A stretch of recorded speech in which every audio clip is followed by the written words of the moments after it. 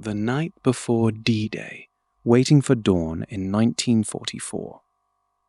This is the night before the Normandy landings, the hours when forecasts, letters, and engines all mattered as much as courage.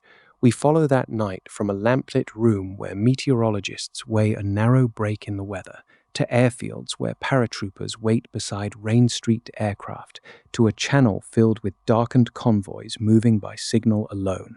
Across the water, resistance fighters in Normandy pass quiet instructions while families sleep unaware of what nears their coast.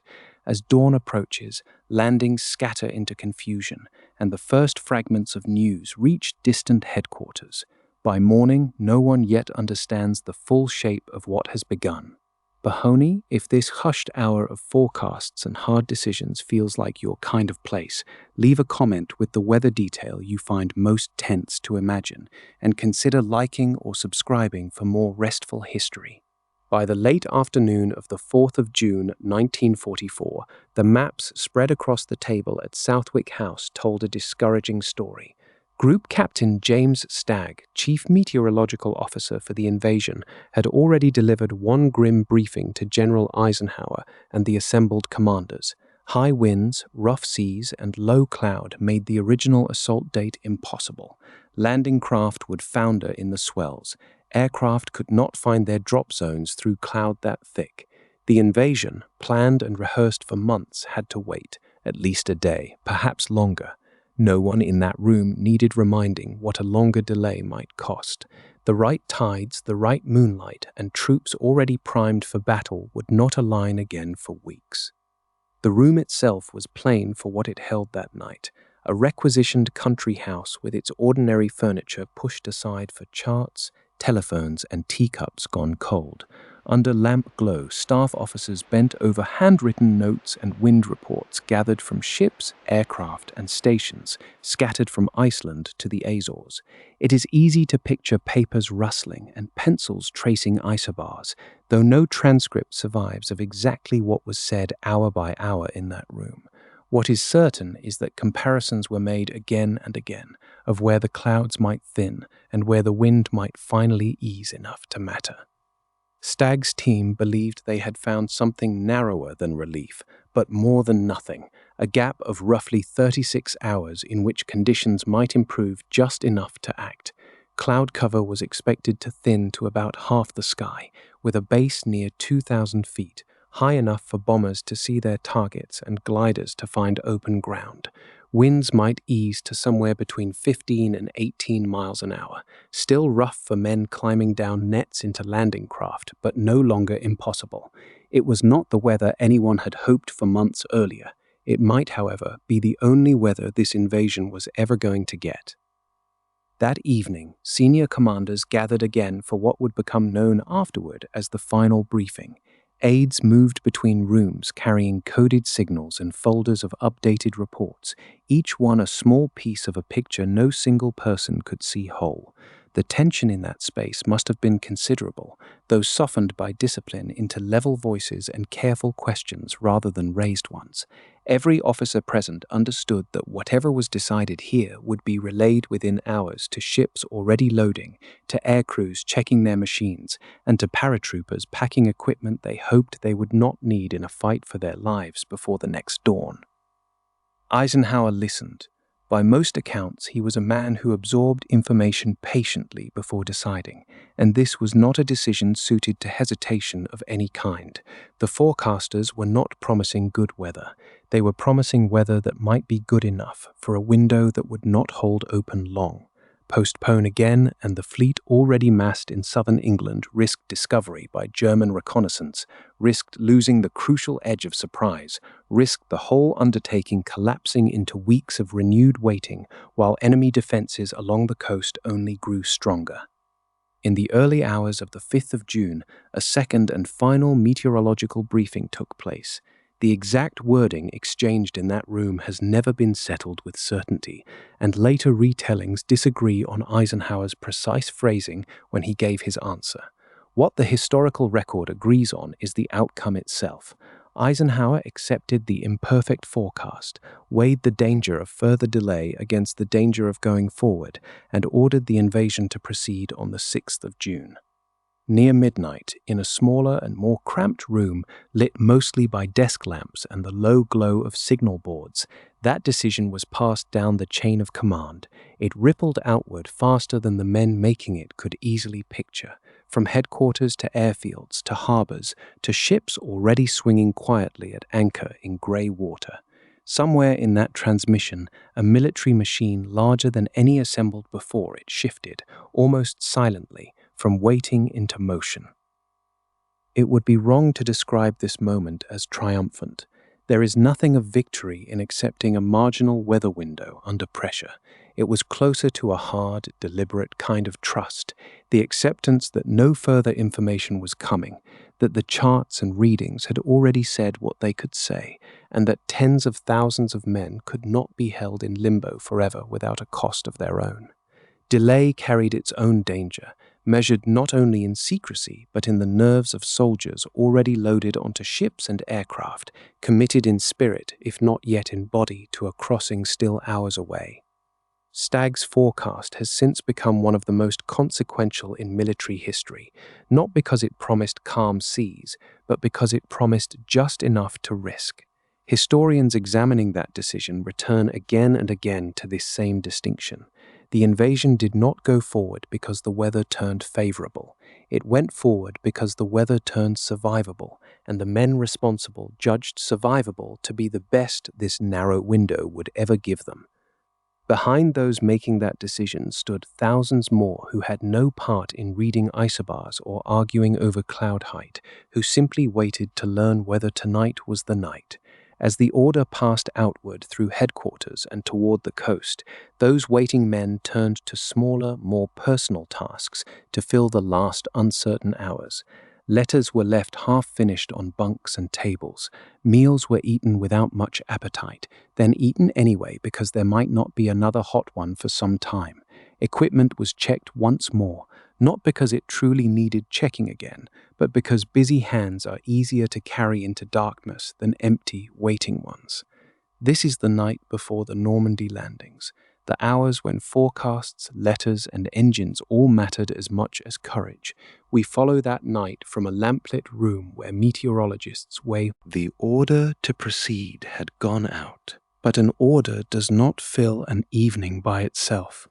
Between the decision made high above the channel and the departure still hours away lay a stretch of time that belonged to nobody but the men themselves. It was here, in barracks rooms, mess halls, and narrow shipboard corridors, that the invasion stopped being a matter of forecasts and became, briefly, a personal one. In the barracks and depots where airborne troops waited, the work of preparing a body for a jump had become almost ritual through repetition. Men sat on bunks and low benches, running fingers along parachute straps already checked twice that day, testing buckles that did not need testing again. Pockets were filled with the odd inventory of a soldier bound for occupied ground, rations, spare ammunition, maps folded small enough to hide in a palm, sometimes a photograph or a rosary tucked where a hand could find it without looking. An NCO moved down the rows, watching the clock as much as the men, aware that idle hands invite idle thoughts, and that thoughts at this hour were not always welcome company. Letters were slid into the tops of kit bags, addressed and sealed, left to be found and sent only if circumstances required it. Nobody spoke of that particular purpose out loud. The mood was not dread exactly, and not the forced good humor that films would later attach to it. It sat closer to concentration, the kind that comes from handling familiar objects with unusual care. A man tightening a bootlace was, for that moment, thinking about the lace and very little else, which was its own small mercy. This is not drawn from any one soldier's account, but describes the general shape of what airborne units across southern England were likely doing that evening, all of them bound to the same narrow, imperfect weather window that had only just been settled upon over the channel. Elsewhere, in dim mess huts and shipboard galleys lit by the low red glow kept for the sake of night vision, other men were eating. The meal was plain, remembered less for taste than for the simple fact of being eaten at all. Tea was poured generously, strong enough to stand on its own, and passed hand to hand along narrow tables. Conversation, where it happened, stayed close to small things. A request to pass the salt, a complaint about an ill-fitting boot, a joke about the food that nobody quite laughed at but everyone seemed to need. Under the red light, ordinary faces looked older than usual, shadows falling in places that would normally seem unremarkable. No single transcript of these exchanges survives in the way a listener might hope. What can be said with confidence is that thousands of men were doing something close to this at once, eating one more hot meal before an uncertain one, and that the routine of it mattered more than anything actually said. For the sailors preparing to put to sea, the waiting carried a different texture, shaped by engines already turning somewhere below deck, and by the knowledge that departure, for them, was measured in hours rather than a single signal. Galley crews moved between narrow tables, refilling cups without being asked, and officers passed through compartments offering a few words that functioned less as instruction than as reassurance. The near constant presence of tea in recollections of this night says something honest about how modest the available comfort had to be.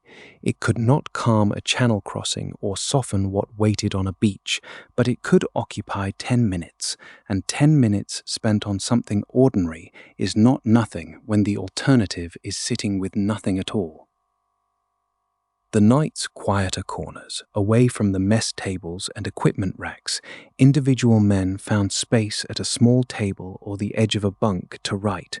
A single sheet of paper, a stub of pencil, a helmet and map case set aside within easy reach made up the entire visible scene, and within it sat a considerable, unspoken effort to say something true without saying too much.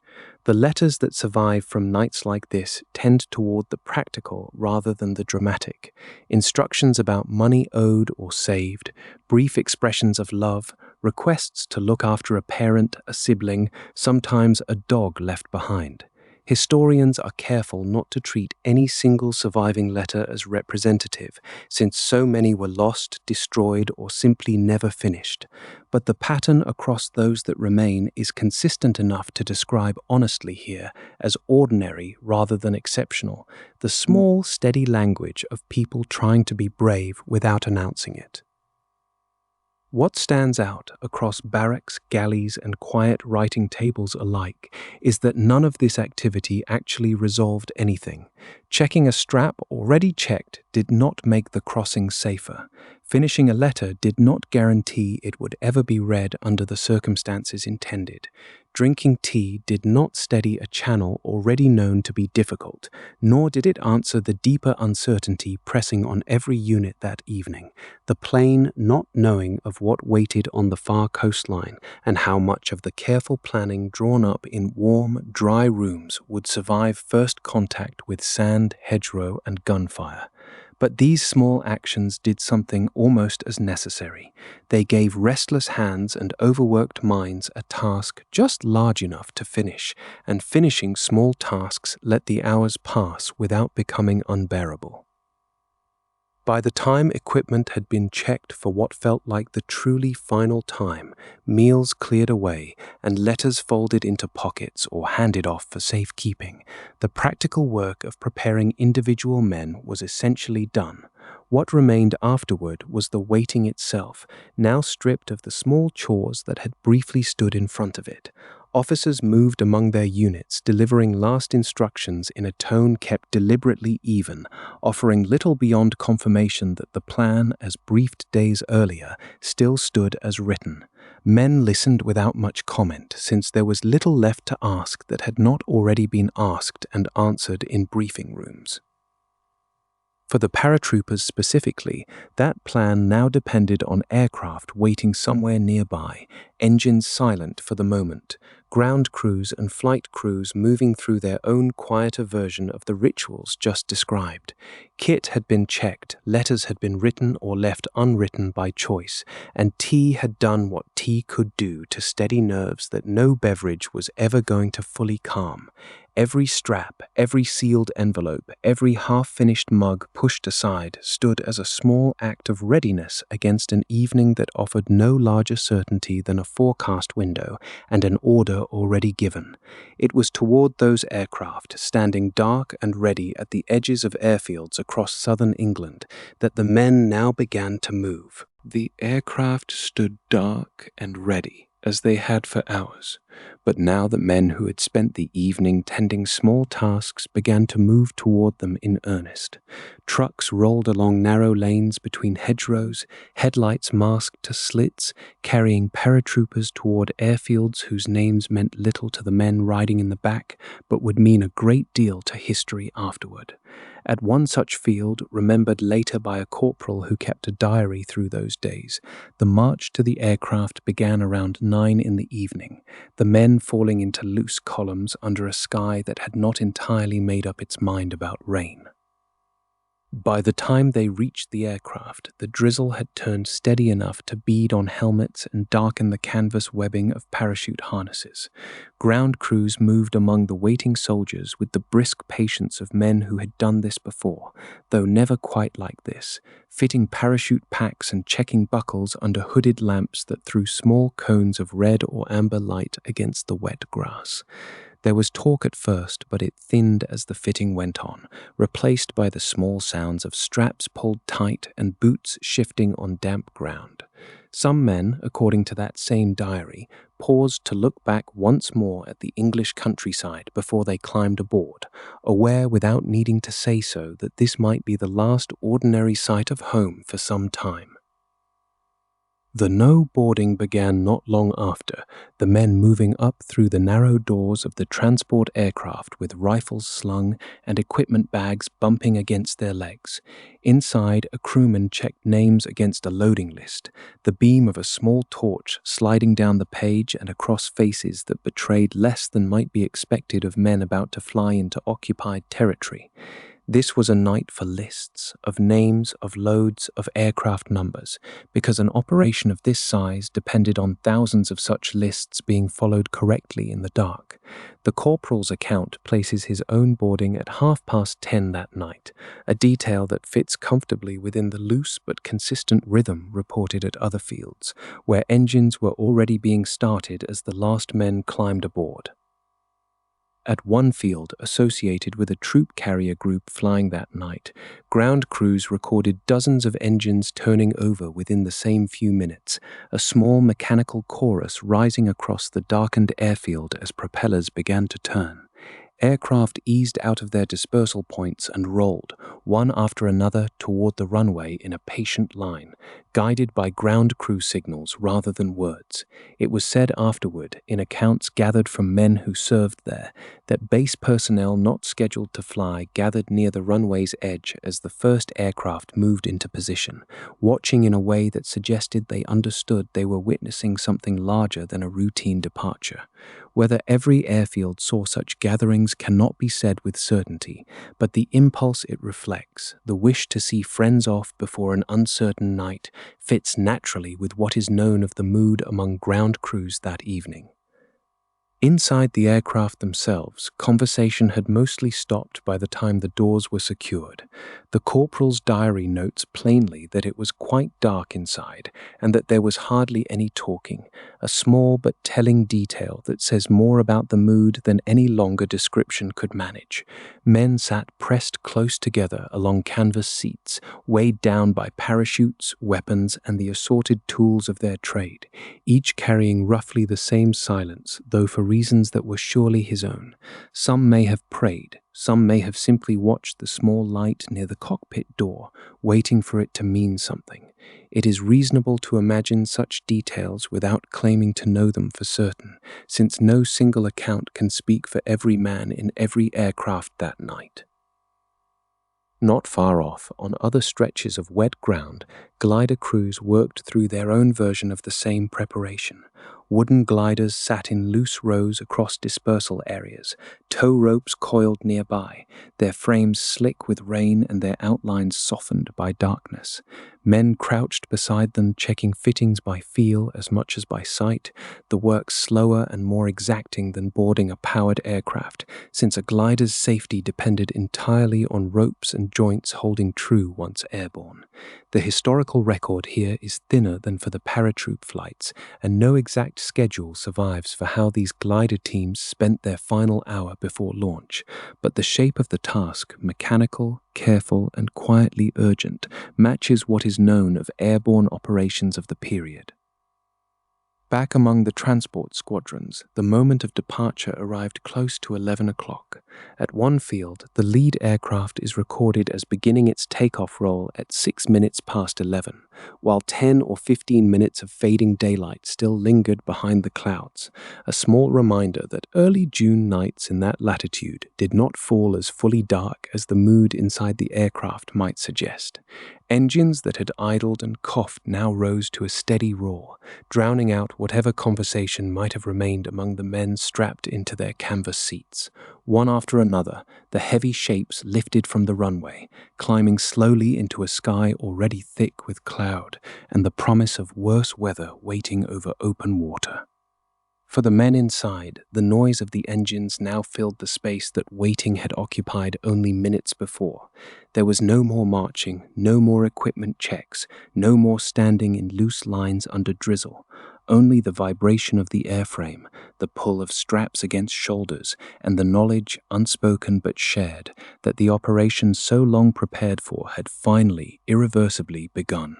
Below them, southern England slid away into darkness, farmhouses and hedgerows folding into shadow, and ahead lay the Channel itself, where other men and other machines were already moving through the night to meet them somewhere off a coast none of them could yet see. Below, where the paratroopers could not see, the Channel had already become a working sea.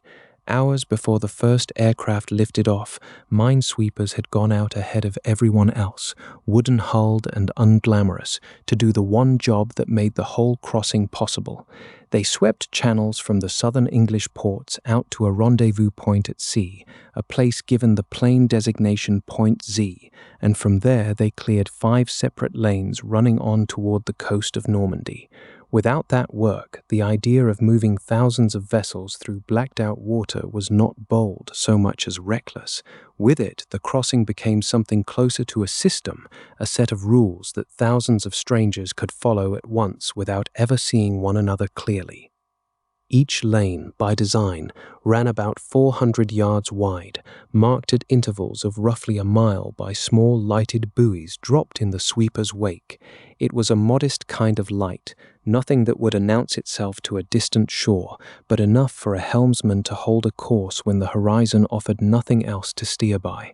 Farther along, each lane widened and split, giving faster convoys their own path and slower ones another, so that ships did not have to match the exact pace of vessels many times their size or many times smaller. It was less a single river of ships than several rivers running in parallel, each with its own current and its own patience, and each trusting that the water ahead had already been checked. Aboard the sweepers themselves, the work was harder than the tidy lines on a planning chart suggested. The channel that night was rougher than anyone had hoped for, and ships tasked with holding an exact, careful course while dragging cutting gear through the water found themselves pitched and shoved by a sea that did not care about invasion schedules. Partway across, the tide itself turned, and crews had to shift their sweep gear from one side of the vessel to the other to keep pace with a current now pulling the opposite way. It was exhausting labor, done half-blind in the dark and spray, and it had to be exact because a missed strip of water was not a paperwork error. It was a lane that might not be safe for everything following behind it. Farther back in the columns, the larger fleet took its shape from that unseen work without much fuss or ceremony. Transports carrying soldiers, destroyers meant to screen and later bombard, tank landing craft riding low and heavy in the swell, All of it fell into line according to a schedule worked out long before. Each vessel assigned a place in a convoy, and each convoy assigned a lane. From a bridge or a deck rail, a sailor could not see the whole formation. He could see the ship ahead of him, a shape darker than the water, sometimes marked by a small stern light dimmed almost to nothing, and he learned to trust that shape more than his own eyes. Station keeping in the dark depended less on vision than on habit and discipline, and on faith that the vessel ahead was following the same narrow rules he was. Below decks in the troop transports, the men crossing toward a coast they had only studied on maps and models had little sense of any of this design. What they had instead was motion and sound. Soldiers sat crowded on benches and along deck edges, lifebelts tied on, packs wedged between their boots, feeling the engines through the metal beneath them more than hearing any single note. Conversation, what little there had been, thinned out further as the crossing wore on. Some men dozed in short, broken stretches despite the pitching of the hull. Others simply stared at nothing, riding out the hours the only way available to them, which was to endure them. It is fair to imagine, without treating it as documented fact for any one ship, that a few rested against packs and rifles while others watched a shielded red lamp glow low against the bulkhead and thought of very little at all. On the bridges of the escorts, the picture differed mainly in what the watching men could see and worry about. Officers and ratings held their positions in the dark, checking charts against dead reckoning, reading the shapes of neighboring ships against a horizon that offered almost no light of its own. Signal lamps flickered occasionally between vessels, brief and businesslike, confirming a course or a station rather than offering any reassurance beyond that. One account from a small escort ship afterward described the sea approach as strangely undramatic, its crew easing further inshore and remarking on how quiet the whole advance felt, as though the size of the operation had not yet caught up with the stillness of the water. That impression should not be stretched to cover every vessel in the fleet, since conditions and nerves surely varied hull to hull, but it points to something true about this stage of the crossing. Violence had not yet arrived, only motion, patience, and the steady work of holding a line in the dark. As the fleet drew nearer to the French coast, the minesweepers that had opened the way turned back the way they had come, their part of the night's work finished. Signal lamps blinked a brief, informal message toward the destroyers now advancing to take their bombardment positions, a kind of handoff between one line of ships and the next, the swept lanes now the destroyers to use and defend. It was a small human gesture folded into a vast mechanical undertaking, one exhausted line of sailors wishing the next line well before turning away into the dark themselves. By the deepest hours of the crossing, the fleet remained intact, stretched across those 5 careful lanes, still hours from the beaches and still shielded, for the moment, by darkness and distance. No collision, no scattering, no single vessel adrift outside its assigned water. That the Armada crossed at all without breaking itself apart owed less to luck than to the swept channels, the lighted buoys, the split lanes for fast and slow convoys, and the discipline of ships holding station on shapes they could barely see. The sea, for now, was doing nothing but rolling under them and testing their footing, patient in its own indifferent way. Ahead lay the French coast itself, where no ship's lamp could yet be seen, but where other people, unarmed and unaware of the exact hour, were already beginning to receive word, through channels far quieter than any convoy, that something long awaited was finally beginning. Word had already reached certain houses in France before the ships came into view, and it had reached them in a way that left no trace a patrol could easily find. In a cramped room somewhere behind shuttered windows, a small radio set sat tuned to a frequency that carried voices from London, its dial glowing faintly enough not to show through the blackout curtain. The people gathered around it were not soldiers. They were, by daylight, farmers, clerks, a schoolteacher, a mechanic, ordinary residents of an occupied country who had agreed, at some personal risk, to listen for a particular arrangement of words among the many broadcast each night. The BBC had been sending such coded phrases for weeks, part of a long practice of alerting resistance networks and special operations executive agents scattered through France without ever naming a place or a date outright. Earlier messages, broadcast on the 1st of May and again on the 1st of June, had already warned that an invasion was drawing near, though without fixing when it would come.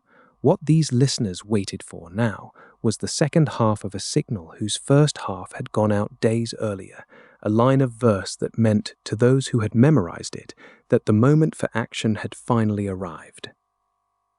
The phrase itself, drawn from a line of French poetry, was not on its own extraordinary. It was its context and its answer to that earlier fragment that gave it weight. When it came, spoken plainly among a run of other coded lines meant for other groups, it would have sounded to anyone not listening for it like nothing more than one more strange sentence in a broadcast full of them. To the people in that room, it meant something else entirely, that the waiting was over, and that whatever they had prepared, however small, was now expected of them without further delay. The exact experience inside any single room that night cannot be reconstructed in full. Surviving accounts describe listening groups in general terms rather than naming this house or that family, and the scene here stands for a kind of vigil repeated in many places rather than a single documented moment. What the message asked of them, broadly, was sabotage, not spontaneous or scattered, but the kind that had been planned, mapped, and rehearsed in pieces over the preceding months. Along stretches of railway line, at points chosen because a break there would take days rather than hours to repair, small groups now moved to do work they had prepared for without knowing exactly when it would be called for. In hedgerows and roadside ditches, men who had spent the evening as everyone else's neighbors carried tools and charges that had been hidden with more patience than comfort. They checked wires, tested fittings, and watched the dark road behind them for headlights that would mean a patrol rather than a friend. Nobody moved quickly. Haste drew attention, and attention in occupied territory could end in arrest, interrogation, or worse for a man caught beside a damaged rail line at that hour. The work was slow and deliberate specifically because it had to be, and the same discretion that had let these networks survive for years now governed even this moment of long-awaited action, especially against the rail and supply lines the Allied command most wanted broken. The broadcast that set this in motion was not sent to one network alone. Different phrases, understood only by the specific groups trained to recognize them, went out that evening to cells across the country, each carrying its own particular instruction folded into words that meant nothing to an outsider. One such network, operating farther south in a wooded region of France, had been told through its own coded line that its sabotage operations were to begin at once rather than waiting for further confirmation. In this way, a single broadcast, lasting only minutes, activated a scattered and largely invisible campaign whose separate pieces would only make sense days or weeks later, when officers on the other side began to add up how many rail lines had failed and how many supply routes had slowed to a crawl at the worst possible moment for the German command. That command was not entirely deaf to what was happening.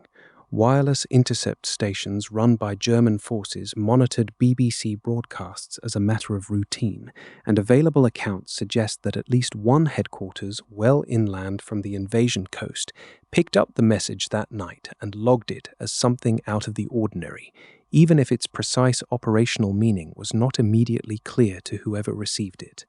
Whether that recognition led to any timely warning passed further up the chain remains uncertain, and this detail should be treated as suggestive rather than settled fact. What can be said with more confidence is that German forces in Normandy did not respond that night with anything resembling full alert, and that whatever suspicion the intercept created did not translate into the kind of defensive posture that might have changed what was coming. Beyond the rooms with radios and the roadside sabotage crews, most of occupied France that night looked much as it had looked for years. In a Normandy village not far from the coast, houses sat dark and unremarkable, their occupants asleep or lying awake with the particular restlessness that occupation had taught many of them to live with.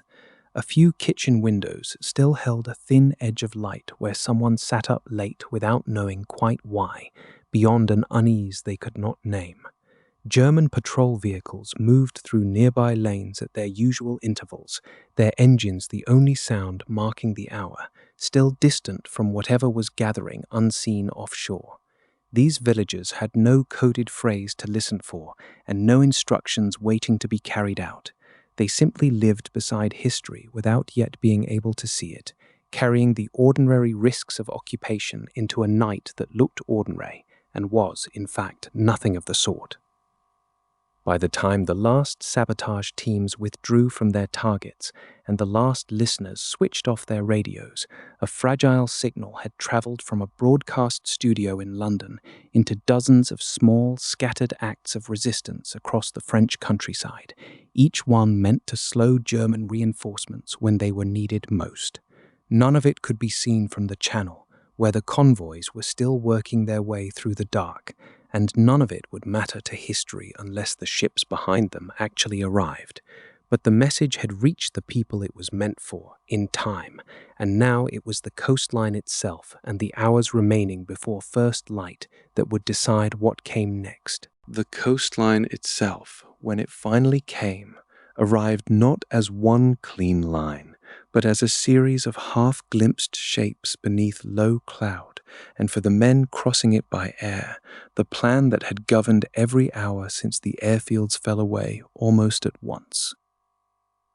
Shortly after midnight, the first transport aircraft dropped low over Normandy, engines throttled back, dark shapes skimming toward ground the crews could not see with any real clarity. Somewhere in that opening wave, a Pathfinder captain named Frank Lillyman, leading a small team from the 101st Airborne, jumped into the dark at midnight. Accounts describe him as the first Allied soldier to land on French soil that night, though the claim rests on timing no one in that darkness could have verified as it happened. His task, and the task of the men who followed him out of other aircraft in those same minutes, was to mark drop zones with lights and radar beacons so the larger waves behind them would know where to jump. It did not work as intended, not fully. Night operations rarely do, and this one compounded every ordinary difficulty with hedgerows that broke up visual references, cloud that hid landmarks, and German units on the ground alert enough to fire at aircraft passing low overhead. Pathfinders scattered by wind or evasive flying sometimes landed well outside their intended zones, and once down, with equipment to recover and no clear sense of exactly where they had come to Earth, many could not set their markers in time, or at all. The men who jumped behind them, trusting beacons that were dim or absent, inherited that same uncertainty and carried it forward into their own descents. Behind those first few hundred men, on airfields across southern England, hundreds more aircraft had stood ready that same night, engines already turning, formations forming up in the dark to carry the bulk of the 82nd and 101st Airborne Divisions across the Channel. The scale of it was difficult to hold in the mind all at once. Division-sized forces, lifted entirely by air, converging on a stretch of French coastline in darkness, dependent on navigation, weather, and a great deal of luck holding together long enough for men to land somewhere near where they were meant to. Luck did not hold evenly.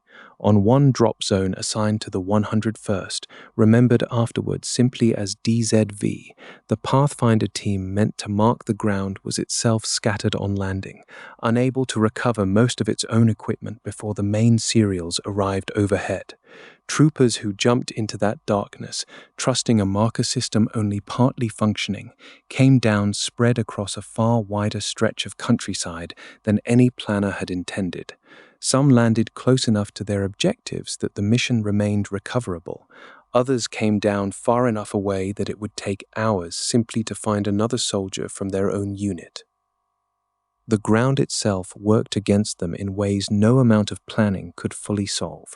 East and west of the River Dives, Low ground the Germans had deliberately flooded months earlier lay waiting beneath the dark, invisible to men falling through the night sky with heavy equipment strapped to their bodies.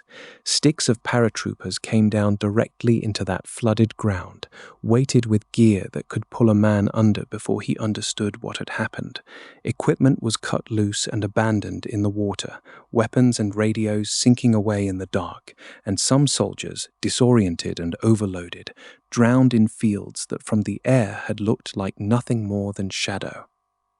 For those who came down on drier ground, the immediate task was simpler to describe than to carry out. Get free of the harness, find the rest of the stick, and work out, by whatever means available, where the aircraft had actually put them. In a hedge-rowed field near the coast, in that grey stretch before real light, a paratrooper might spend several minutes simply gathering equipment scattered across the grass, listening for the click of a cricket signal or a half-whispered password exchanged between shapes not yet trusted as friendly. Hedges that had looked like minor lines on a map now stood as genuine barriers, tall and thick enough to keep men who had landed only a field apart from ever finding one another before dawn. Shortly after midnight, the first transport aircraft dropped low over Normandy, engines throttled a field apart from ever finding one another before dawn. Confusion did not confine itself to enlisted troopers. Brigadier James Hill, a senior officer of the British 6th Airborne Division, came down near the town of Cabourg with members of his own staff, only to be caught as morning approached in an attack by Royal Air Force Typhoons that appear to have mistaken the group on the ground for hostile forces. Casualties followed among men who had survived the jump itself, only to be struck by aircraft flying in support of the very operation they belonged to. The precise sequence of that attack cannot be reconstructed here with certainty, but the episode shows plainly enough that the danger of being struck by one's own side had already become as real in those opening hours as the danger posed by the Germans. By the time true dawn approached, some units had pulled together enough men to begin moving toward their assigned objectives, even far short of full strength. Elements of the 1st Canadian Parachute Battalion, badly thinned by the scattered drop, managed to assemble what one account calls threadbare forces, enough to begin moving against bridges at Robehomme and Varaville, crossings that needed to be secured or destroyed to slow German counterattacks. The 9th Parachute Battalion, tasked with one of the night's hardest assignments, an assault on the fortified Merville Battery, found itself with only a fraction of the men and equipment it had planned to use, its numbers thinned by the same scattering that had struck units across the drop zones. In small fields and along farm lanes throughout that stretch of Normandy countryside, similar scenes were almost certainly repeating in variations no single account can fully capture. Officers checked map cases by shielded flashlight, trying to match unfamiliar hedgerow patterns against markings drawn weeks earlier from aerial photographs. Sergeants called out names in low voices, waiting for answers that sometimes came from unexpected directions and sometimes did not come at all. Groups of 6 or 8 men, having found each other by chance rather than design, began moving toward whatever seemed the most likely landmark, aware that entire companies remained missing and that no one yet held anything resembling a complete picture of how the drop had gone. What had been, only hours earlier, a carefully rehearsed insertion timed to the minute and mapped to specific fields, had become instead a scattered set of local encounters, each one shaped by whatever ground, water, hedge, or patrol happened to lie nearest wherever a particular aircraft had released its jumpers. In these first hours, the invasion existed less as one unfolding operation than as dozens of separate small dramas playing out at once across a darkened landscape, each isolated group working from fragments of the larger picture, unaware of how the rest of the operation was faring beyond the reach of their own voices.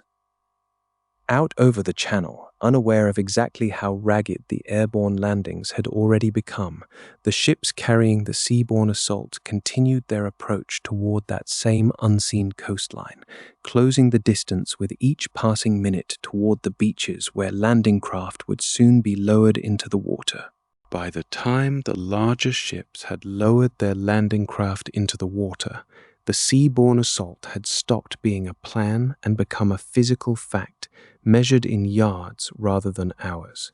Men climbed down cargo nets and rope ladders in the dark, weighed down by packs, weapons, and gear made heavier by waterproofing meant to survive a wet landing, and settled into boats that rose and fell against the mothership's hull with a rhythm nobody found comforting.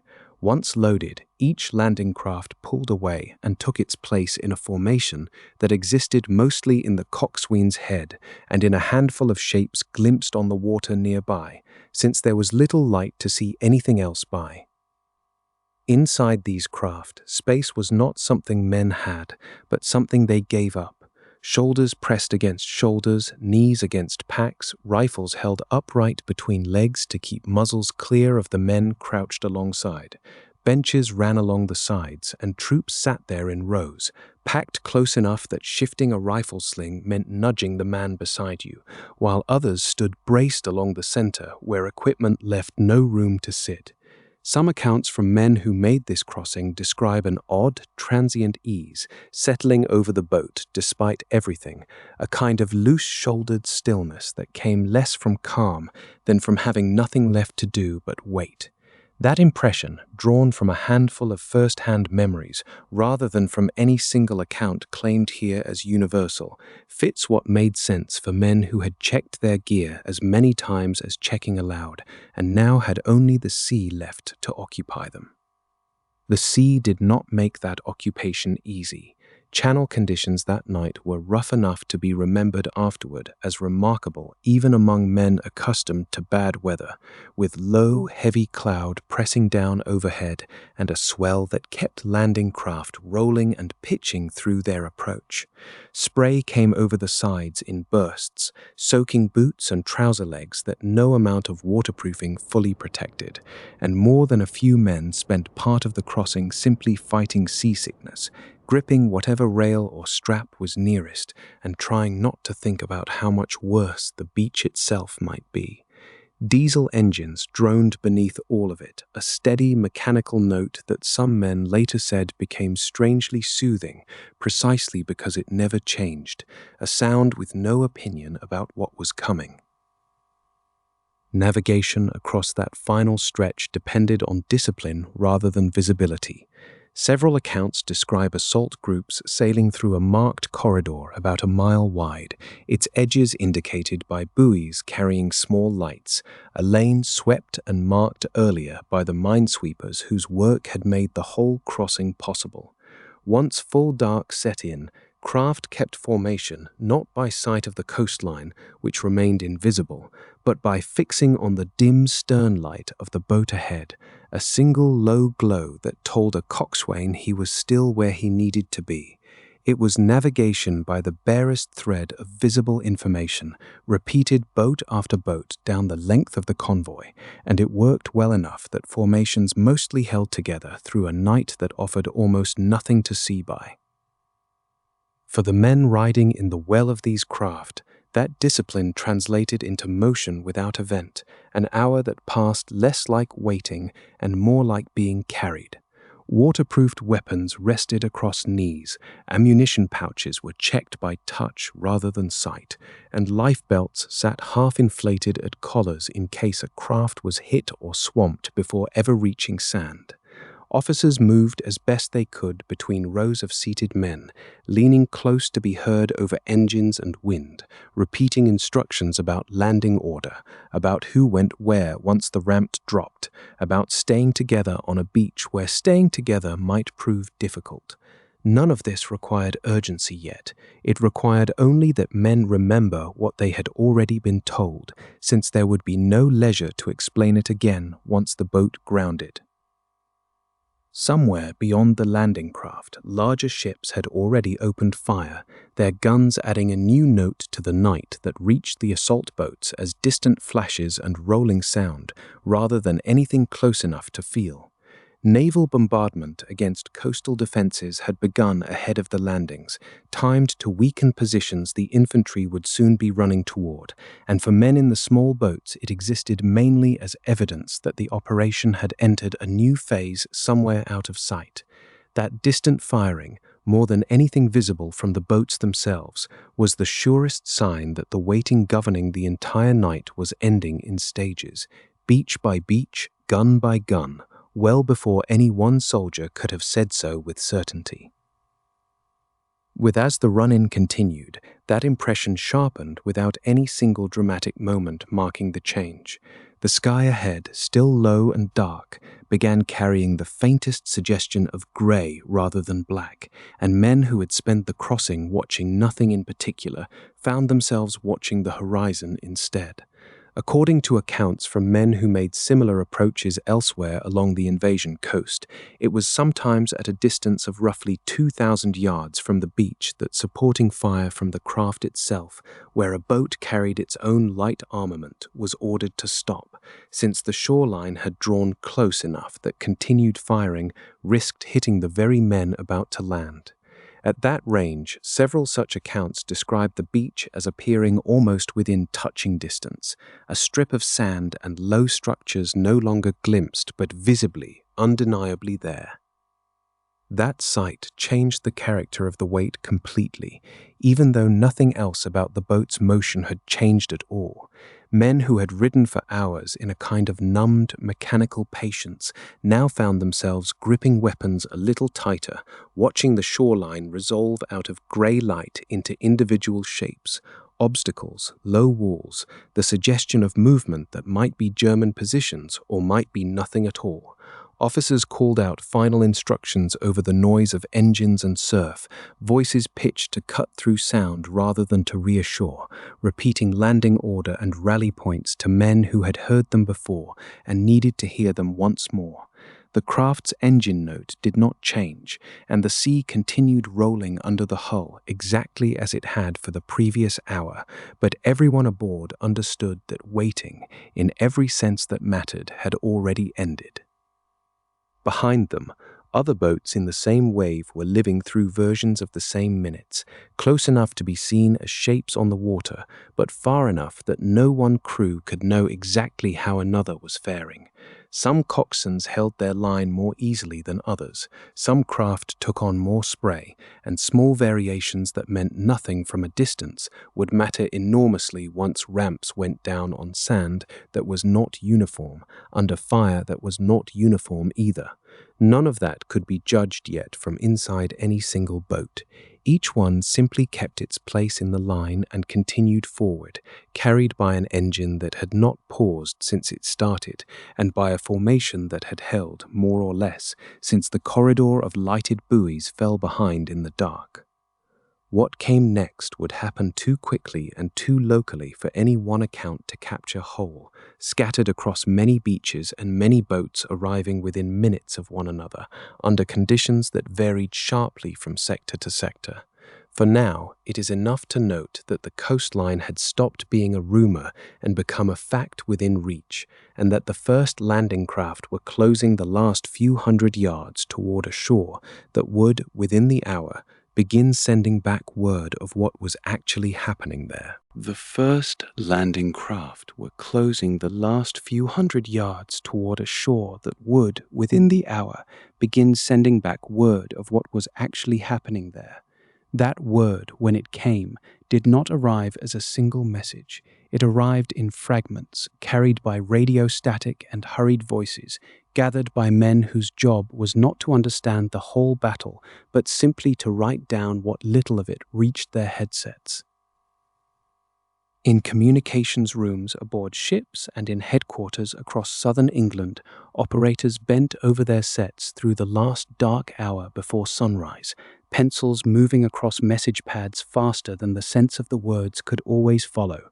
A report might note landing craft approaching a beach identified only by a letter or code name, or aircraft returning from drop zones with crews unable to say precisely where their paratroopers had actually come down. Some messages sounded confident, many did not. Officers gathered around maps studded with pins that represented intentions more than confirmed positions, because the men who might have confirmed those positions were, at that very moment, still working their way through hedgerows and flooded fields they had never expected to find themselves standing in. This was not failure. It was simply the ordinary shape of a battle too large for any single desk to hold, arriving in pieces to men trained to wait for the next piece before drawing conclusions. Command had known this moment would come without knowing exactly how it would feel once it arrived. Eisenhower had made his decision in the early hours before the crossing began, weighing a forecast that promised only a brief, uncertain break in bad weather, a window that Group Captain Stagg had described the evening before as narrow but workable. That decision had rested on a balance of probabilities rather than certainty, and the man who made it had, before the ships ever sailed, written out a private message meant only to be used if the invasion failed.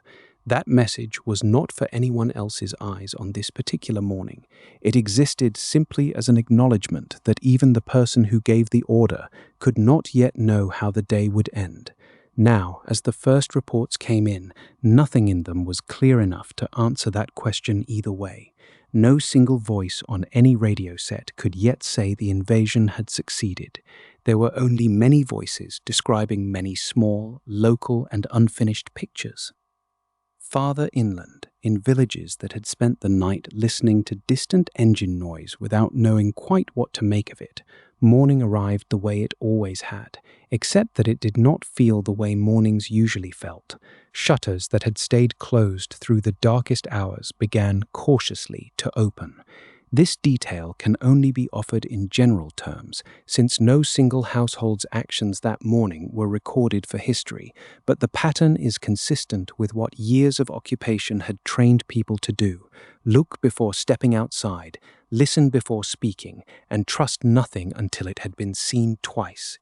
Aircraft continued passing overhead in numbers that matched no ordinary morning, and here and there the low sound of distant engines carried across fields that had, until recently, known only the routine sounds of occupation. Some residents may have recognized what those sounds meant from what resistance broadcasts had prepared them to expect. Others likely understood only that something unusual and possibly dangerous was underway, without yet knowing whether it would bring liberation, violence, or simply more uncertainty into their own corner of it.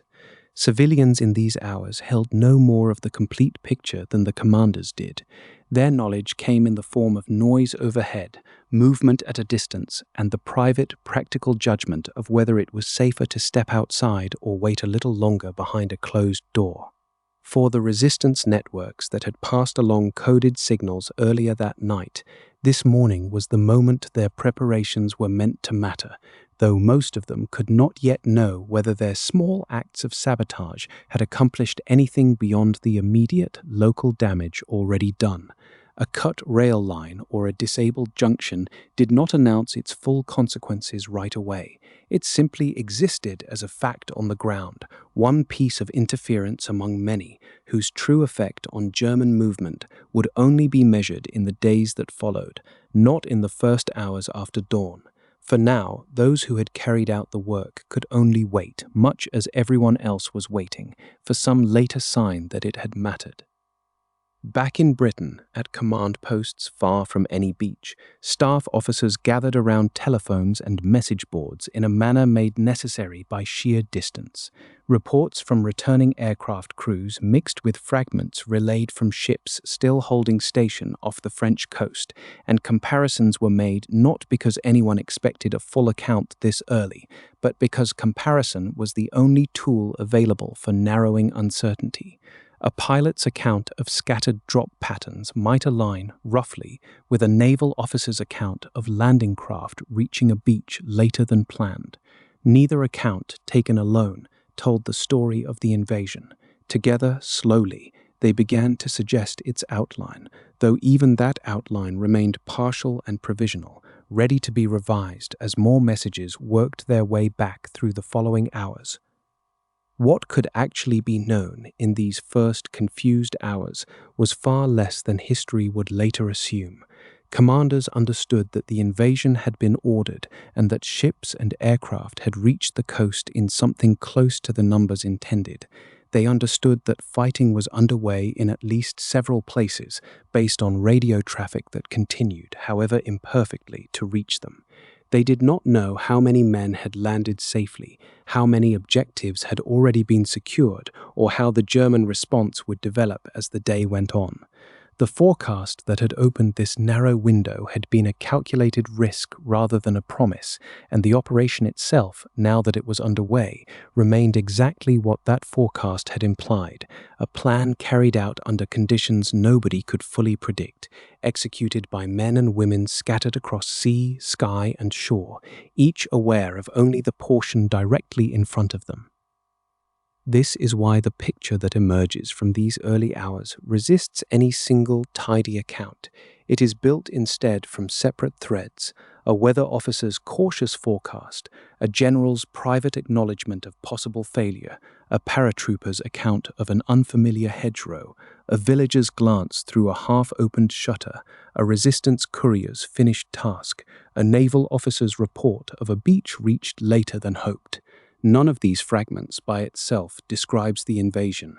Together, gathered slowly over the following day, they would eventually allow a fuller picture to take shape, though even that fuller picture would take time to assemble and would remain, for those living through this particular morning, still mostly hidden behind engine noise, radio static, and the plain fact that dawn had only just begun to lift the dark from a night that had asked so much of so many people, on so many different shores, and had not yet finished asking. Somewhere behind all of it, the long night that had begun with a forecast and an order was at last quietly drawing to its close, even as the day it had made possible was only beginning to open.